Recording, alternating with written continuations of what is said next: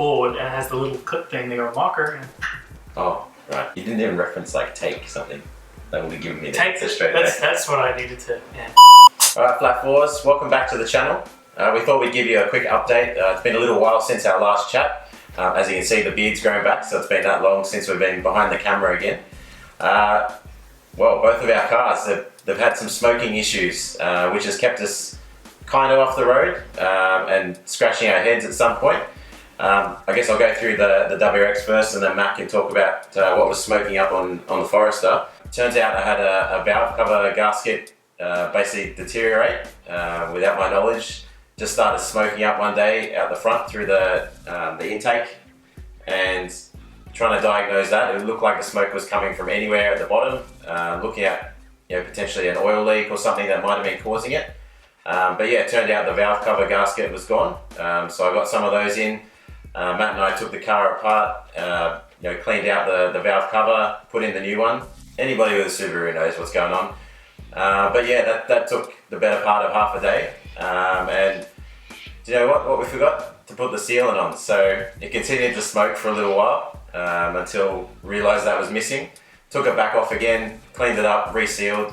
Been driving off the smoke for the last couple of months. We're now at a stage where I can drive it hard again, it doesn't smoke up. So that seems to be all good now. And it'll be certainly on to the next issue to fix. As you know, this was a project car, so it wasn't in the best of shape when I got it. So I'm sure there'll be something else to come up down the track. But yeah, that was my fun for the last few months. Definitely don't want to do it again in the near future, but I guess we could call ourselves experts now. We know what we're doing. Oh, complete masters. But if anyone has any tips that they like to shout at, especially with a job like that, which is so finicky, if there's any specific tools they might reckon does the job a lot faster, it's not going to break the bank, definitely help out other people out on the channel.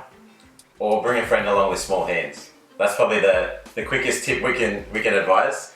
Someone with Japanese-like hands, if they're not someone that's come from Japan, definitely would help in that. But on to the Forester, Matt, what was happening with yours? Yeah, so it really just came out of nowhere, but as you've probably seen on the channel, I've taken off my exhaust and sort of transitioned through a number from the stock through to the STI exhaust, and finally onto the aftermarket Barracks system. And look, I just think, unfortunately, as much fun as it was and as loud as it could get, it just isn't built for that car and was causing some sort of bad combustion in there. And what started off as sort of small little wisps of smoke coming out in the morning grew to pretty much massive plumes that looked like I had someone vaping out of the back of the car. So I recognised I'm going to have to do something about it, just shouldn't ignore it. Had a look in, gave the car a really good fang in the driveway, and like a month's amount of soot just sort of burst out of it. And at that point I knew, look, I'm going to have to take this off and change it back. Combined with a complete drain and change of the oil, it's now running perfectly, not a wisp of smoke, which is great. The big shame and takeaway being the Barracks has got to go. And look, it was a good experiment. I mean, it was a lot of fun. The idea of it was good. The fact that you could switch it off to no noise when you had to cruise through the streets late at night, and then just open it up and really hear that engine when you want to, when you're giving it a good fang. I think they're perfect for probably a WRX or STI application. Well, they're built for that. That's the thing is, and I'll throw some pictures up in this video, the amount of compromises I needed to make for the Forester in terms of just general usability and aesthetic. The thing was literally eating into my back guard, so I was getting bigger and bigger holes. And it obviously, as those drums would heat up, we'd see those holes get bigger, but I get to a point where I was just not happy driving the car, wondering, how much damage am I going to do today? That the hangers as well needed to be extended, so the little rubbers inside, had to order some from China, and currently with COVID, what normally would have probably taken a few weeks ended up taking 2.5 months. So the wait to get those on, and when they finally did arrive, they were probably a little too long, so there was so much wiggle room for the exhaust that at low speeds the things were just completely moving around like a pendulum arm. But I'm actually relieved being back with the STI exhaust. I think they look a little nicer on the car, knowing that they're sort of built for purpose rather than something that's being machined by hand to fit another car entirely. So yeah, definitely looking at this point sell them off. And it's probably a good time in the market is the JDM Tax. It's Yeah, COVID's gone a little nuts. It's probably a big combination of things. So, when COVID hit everywhere around the world, it destroyed kind of new car sales, particularly on the Asian side of the world. And I think that's impacted what's available for auction at Japan. There's a lot of people that are hanging on to their cars longer or are looking at the used car market over there, whereas in the past, I think they generally keep them for about 2-3 years, and then there's incentives to go back and buy a new one, so the car hits the used car market and pretty much tanks in value there. And that's where obviously a lot of the cars coming into Australia that weren't sold here firsthand, they're coming from Japan. And so you've seen prices go up at auction there, which obviously inflates the price when you get back to Australia. Then you've got this crazy nostalgia JDM tax that's going on in Australia as well, where things are just astronomical. Like there's S15s that are being posted for 40 and 50k. We saw what did we see? A 300Z. I think it was about 60-70,000 with less than 100,000 Ks on it.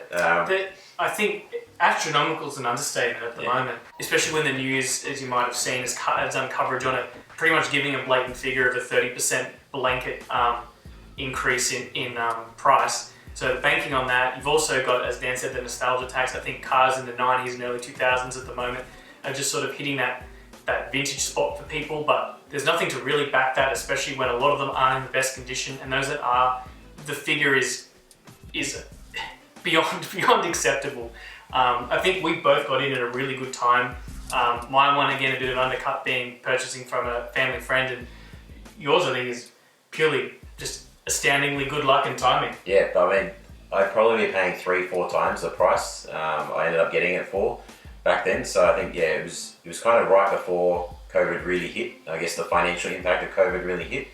But yeah, pretty crazy what's going on. And I think as well, I was reading the US, their market's opened up to a few more vehicles now that the time since they were produced has lapsed. So the R33 Skylines, I'm pretty sure the GTRs are getting into the US now, whereas they were limited to the R32s before. And just little things like that are starting to impact globally, because obviously a lot of these vehicles aren't being made anymore, obviously. And yeah, it's just getting harder to find good quality ones as well. Not just cars too. I mean, you look at anyone here who's had a troll through Facebook Marketplace would know that, what you'd expect to pay a few months ago even is just like doubled, tripled even, and just the scarcity of things has gone through the roof. Making it just, I suppose, really hard to take this as a hobby, simply because if you're spending that much money and waiting that much time, it just becomes an inconvenience. So look, hopefully all you out there are, actually able to pursue something. Let us know, what kind of model of car that you're looking to buy if you are on the marketplace, and the kind of prices that you're seeing, because they are fairly, strangely inconsistent yet consistent at the same time. Hey, they know what they've got. That's the line, right? The first line in every ad. I know what I've got. I know I've got a 40k markup on this product. Well, and I find now that it's just like auctioning with houses. Just 90% of things, people put up the typical, 1, 2, 3, 4, 5, and they won't actually advertise it as that they're selling it. Just they want to know what they get, which again is deceptive marketing. And I think unfair on people who are legitimately trying to buy a car in this period, especially if they're, enthusiastic about, finding their dream car or something, the project car that they want to work on.